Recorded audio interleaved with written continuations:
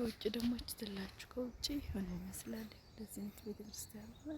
እቺን ቤተክርስቲያን መርዳት የምትፈልጉ ሰዎች ካላችሁ አካውንቱ እዛ ላይ ፎቶ ላይ ይኖርላችኋል። አካውንቱ ያለ አዎ አለ። እና ቀንበሬ ቅዱስ ጊዮርጊስ ቤተክርስቲያን ያው ታያችኋላ።